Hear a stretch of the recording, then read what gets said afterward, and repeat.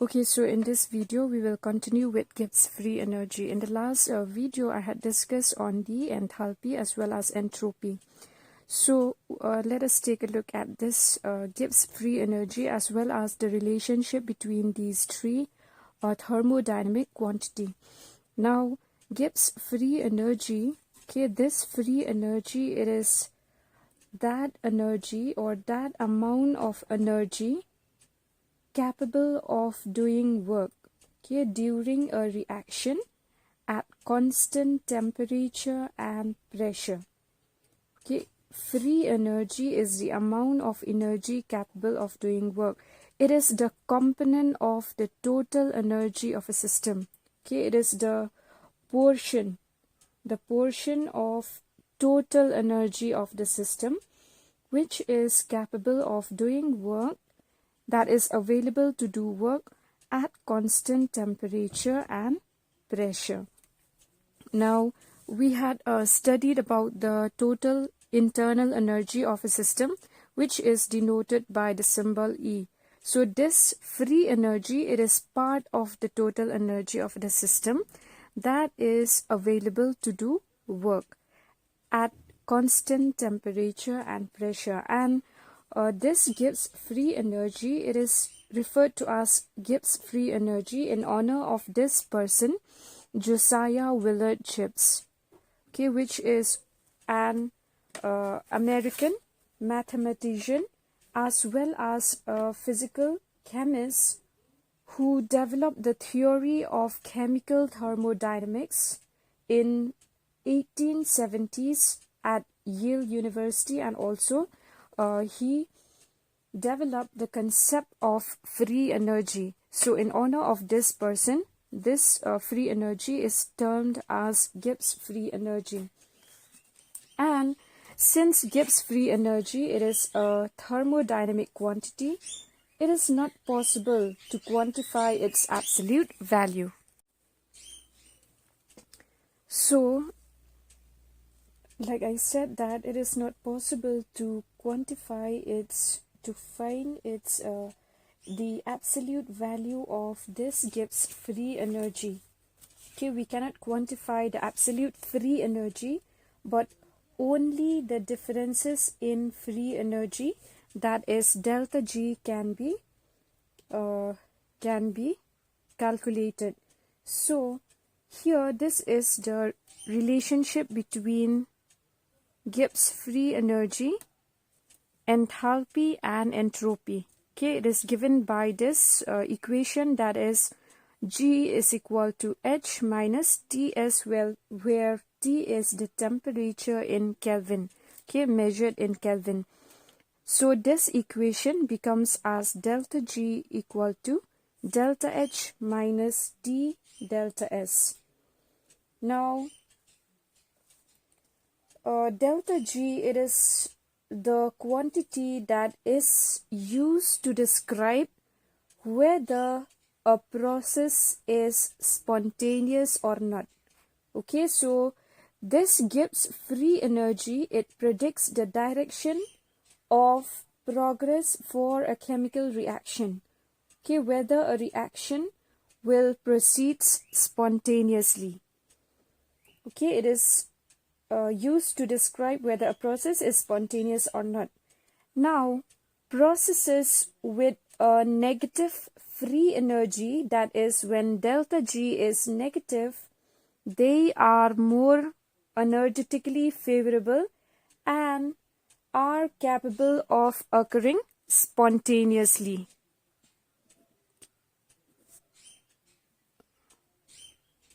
Okay, so the processes with a negative free energy change, that is a negative delta G, they are energetically favorable and they will occur spontaneously. Like I said, that spontaneous processes are those processes which occur on its own, all right, on their own, without the need of any external forces, external energy.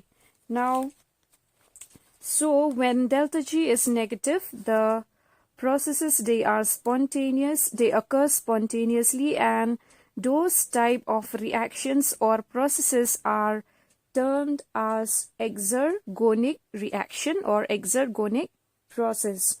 Alright, but when the delta G is positive, the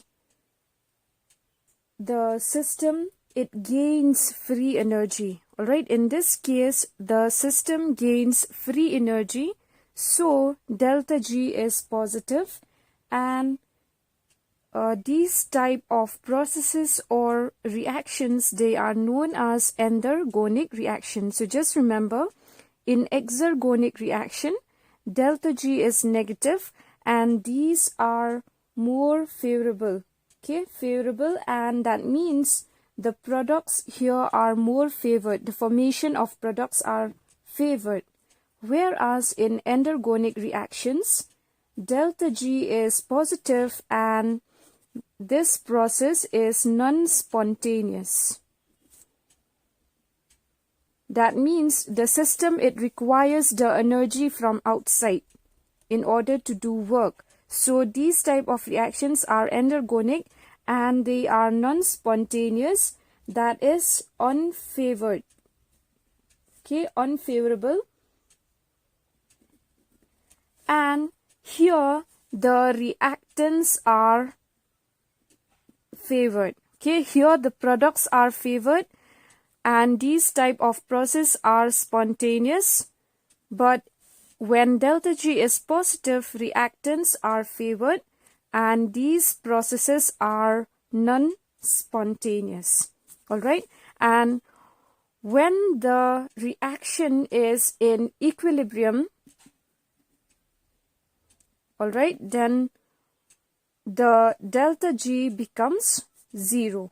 Okay, that means neither products nor reactants are favored. That means the reaction is at equilibrium. So when the reaction is at equilibrium, there is no free energy. Alright, there is no free energy. The change in free energy here, it becomes 0. There is no change in this Gibbs free energy. Alright, so now what contributes to, since here like I told you that the delta G, it predicts, okay, the free energy, it predicts the direction in the whether the reaction will occur spontaneously or not. So you can see that the reaction occurs spontaneously when delta G is low. Okay, it is less than 0. It is negative. So what contributes to this lower delta G? Okay, what contributes to lower delta G? So you can see that a release of heat. Alright, when there is a release of heat, when in a system, suppose this is a system, okay, when the heat is released from the system to the surrounding, that means the enthalpy is negative. Alright, and when there is an increase in entropy, that is delta S. When there is an increase in entropy, that is when there are more freedom of movement. So in this case, when delta S is positive, so this will contribute to the lower change in free energy. So delta G becomes negative. Why? Because if you take a look at this equation here, alright, delta G is equal to delta H. When delta H is negative, alright, then we have minus T. When delta S also it is positive here, so you can see it will become minus, then minus into plus is minus. So minus and minus, when you add, you will get a negative value of delta G. Okay, so just remember what contributes to the lower change in free energy. Alright, lower delta G value will be achieved only when the enthalpy is negative. That is when the system, give out or when the system expelled heat to the surrounding, and also when the entropy increases. Okay, when there is an increase in entropy, that is randomness. Okay, when there is an increase in randomness or entropy of a system, that is, there is more freedom of movement in the molecules. Okay, when there is more freedom of movement, that is when delta S is positive, we can say that this process is spontaneous. Why? Because here you get delta G as negative. So you know that when delta G is negative, the reaction will occur spontaneously. It is energetically favorable. That means the products are favored here. Alright. Now let us take a look at these conditions. Okay, delta H, that is enthalpy and entropy. So just remember this equation. Just take a look at this equation. What happened? Just now I had shown to you when delta H is negative and when delta S is positive, that is when entropy is positive, then this reaction you can say it is spontaneous. Alright, this reaction is spontaneous no matter what the value of temperature is here. Alright, whether the temperature is high or low. Okay, so this reaction is spontaneous at all temperatures. Okay, so the next condition, let us take a look what happened when the enthalpy is positive. When I say that enthalpy is positive, just remember that a system, it absorbs energy from the surrounding, from the universe. Okay, from the surrounding, it absorbs energy. Now, when it absorbs heat from the surrounding, when it absorbs heat energy from the surrounding, then enthalpy will be positive. And what happens while the entropy, it decreases? Alright, it decreases then when it is become negative. For example, now from from the ice to water to gas or vapor, the entropy, it increases. But in this case, let us take a reverse of this one. From water vapor to water or to freezing. Okay, freezing of water, formation of ice. So in that case, then the entropy is low. It is going this way. It is low. So if you consider the entropy is decreases and while the enthalpy, it increases, that means when the system, it absorbs heat from the surrounding. In that case, if you put this value here, what happened? Okay, delta H is positive and delta here T, temperature, it remains as it is, and delta S is negative. So what will you get here? Positive delta H, and here minus into minus, it will become plus. So delta G, you will get a positive value. So you can say that when the enthalpy is positive and the entropy is negative, then in this case you can predict that this process or this reaction is non-spontaneous. Why non-spontaneous? Because I had already mentioned here that when delta G is positive, this process is unfavorable. Okay, it is non-spontaneous. So you can say it is non-spontaneous at all temperatures. Okay, at any temperature. Since temperature here, just remember it is measured in Kelvin. So whether the temperature is low or high, the delta G here, it will becomes positive when delta H is positive and delta S is negative. Now let us take a look what happened when now both the entropy and enthalpy is positive. Alright, so I'm writing here in the new page just to show you. You can see these 4 conditions. Now we had already discussed what happened when delta H is negative and delta S is positive. Then the reaction will be spontaneous. Why? Because when delta H is negative and delta S is positive, then you will get here, since this is a multiplication, then T into delta S, it will be minus into plus, it will be minus. So minus and minus you will get as negative here. Alright, so a negative value of G, we had already discussed that it is always a spontaneous reaction.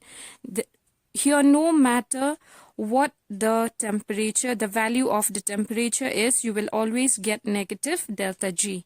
So you can say that this reaction or this process is spontaneous at all temperatures. The second condition, we see that if delta H is positive and delta S is negative, then what happened here? You will get minus into minus, it will be plus. So you will get a positive value of G. So a positive value of G, also we had discussed that these processes, they are not favorable and they are non-spontaneous. So no matter what value of T you put here in this reaction, you will get positive delta G in the end. Alright, so you can see that this reaction is non-spontaneous at all temperatures. Now let us take a look at the third condition, when both are negative. Alright, what happened here if delta H also is negative? Here we have T and we here have delta S. So what happened when delta H and delta S are both negative? So here you will get negative delta H. Here minus into minus, it will be plus. Alright, so if you want the reaction to be spontaneous, alright, if this reaction is spontaneous, then we know that delta G is negative, right? If this reaction is non-spontaneous, if this reaction is spontaneous, then delta H here must be, the value of delta H must be high. And here that means the temperature should be low. Why? Suppose here delta H is 10. I'm just keeping as 10. Alright. And here after multiplying, you get minus into minus plus, then T into delta S. Suppose the value is 4. Alright. Suppose if the value of temperature, this value is less, then you will get the answer as negative. Because it depends, minus and plus we cannot add, we have to subtract. The answer will be negative only if this is high and only if this is low. So you can see that this, it depends on the temperature. If the temperature is low, alright, then this value will be low, then this value will be higher than this, then you will get the value of delta G as negative. Alright, so you can see that this reaction is spontaneous.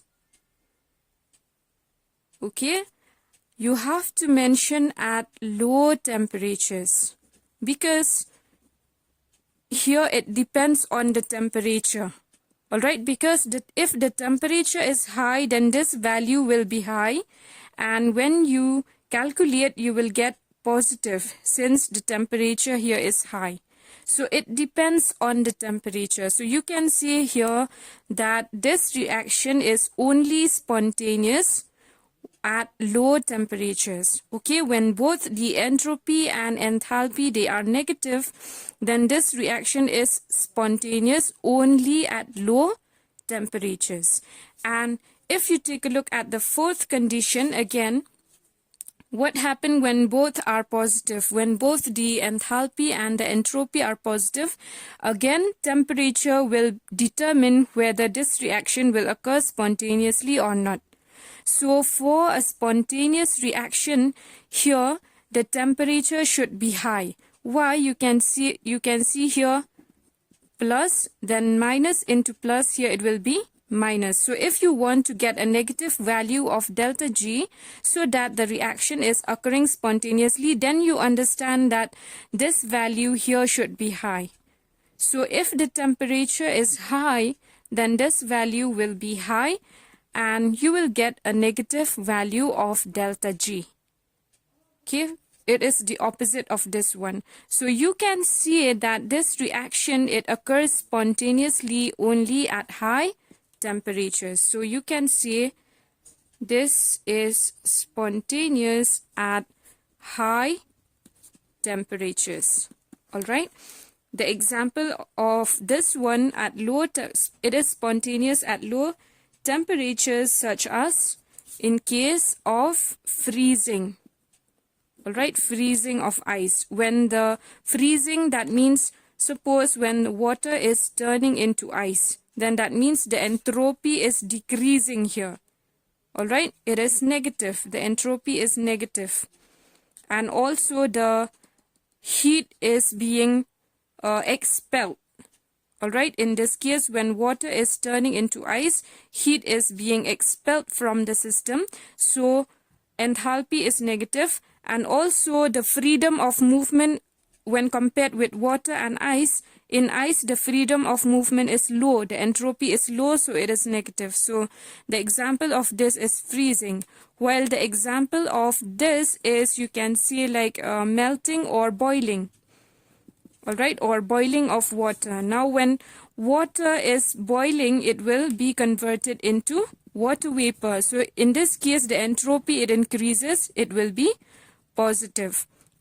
And also in this case, for water to boil, it must absorb heat from the surroundings. So when it absorbs heat, the delta H, it increases. The enthalpy is positive. So that means delta H, enthalpy is positive, and entropy here also is positive. Why? Because from water to water vapor to gas, the gas molecules here, they are more free to move. They have more freedom of movement. So entropy also is positive. So in this case, when both are positive, the best example you can think of is in case of melting of ice or boiling of water. So you can see these four conditions. From these four conditions here, you can predict, you see that the value of delta G, it predicts whether the reaction will occur spontaneously or not. All right. Now you will also see this one here, delta G, delta H minus D delta S. All right, this is this symbol. All right, this symbol is used to indicate standard conditions. Okay, standard conditions, also known as standard state. Now, what are those standard conditions? Is when the pressure is 1 atmosphere and the standard temperature is 25 degrees centigrade, which is 298 Kelvin. And also the concentration is 1 molar. So under these standard conditions, then it is given the change in free energy. All right, the standard change in free energy is given by this equation. And just remember that if the reaction leads to lower Gibbs free energy, all right, lower Gibbs free energy, that it is when it is negative, then the products are more favorable. All right, the reaction is spontaneous. And when the reaction leads to higher Gibbs free energy, that is the free energy, that energy which is free to do work is more, that is, it is positive, then the reactants are more favorable. That means the reaction, you can see it is non-spontaneous. Okay, and these reactions are termed as endergonic. Just remember, just like in enthalpy, we have exothermic and endothermic reaction. In case of free energy, we have endergonic when delta G is negative, and exergonic when delta G is negative, and endergonic when delta G is positive.